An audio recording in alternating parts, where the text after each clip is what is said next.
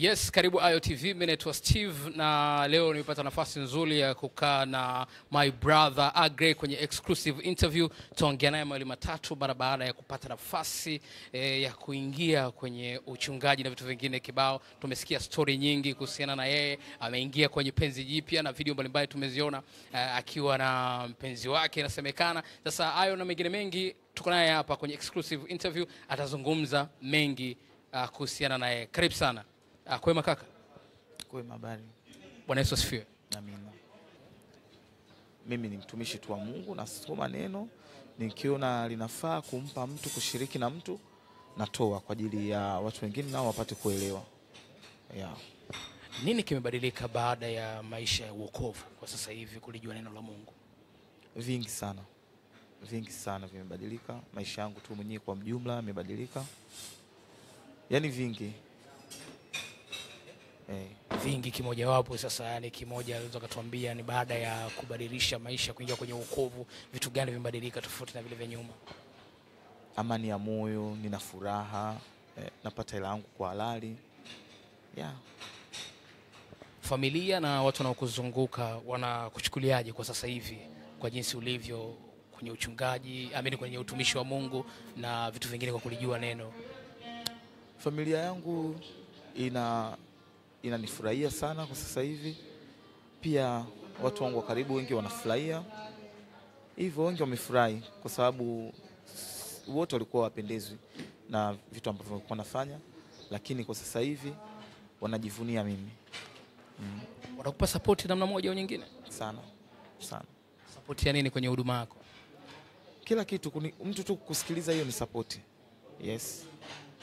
Wapo lotokea wakakubeza? Wapo, lakini hao sisi hatuangaliagi mtu akubeza, tuangaliagi. Sisi tunaangalia mtu anayepokea kitu, kwa sababu hata mitume walishaongea vitu na watu wakabeza. Kwa hiyo watu wa hivyo wapo, wakukatisha watu tamaa wapo. Hiyo mimi waga siangalii sana. Yes. Kuna wengine kuna baadhi ya comments zinaonekana pale ulivyopostiwa kuwa na mpenzi wako na sadikiki, nasemekana wengine akasema hapana, Agrey anaigiza na nini, sio kweli, anatafuta kiki nini. Kupitia Ayo TV una nini cha kuambia? Huenda nikawa naigiza, lakini muda maalum ukifika wao watajua. Yes. Kwa sababu hamna cha kujificha. Kitu kama kikiwepo kitakuwepo na kitaonekana. Yes. Na wasanii, je, sasa hivi ile mitoko bado ipo ama? Ukisema kutoka inategemea mnatoka mnaenda wapi. Kuna vitu ambavyo siwezi kutoka. Yaani kuna sehemu ambazo siwezi kuenda, na limit ya sehemu za kwenda. Sehemu ambayo haina utukufu siwezi kuenda. Kuna sehemu ambazo inaweza, kama juzi umeona nimeenda kwa JD. Ni mtu ambaye ni msanii ambaye nyimbo zake nazipenda. Haimbi matusi, anaimba nyimbo za heshima, yeye mwenyewe ni ana heshima. Kwa hiyo watu kama hao naweza nikaenda. Na ukisema wasanii hapo najua unaimzungumzia.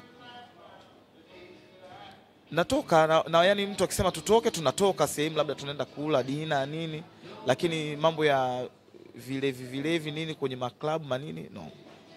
Agrey yuko kwenye penzi jipya sasa hivi na unaonekana dada ukitembea naye sehemu tofauti tofauti.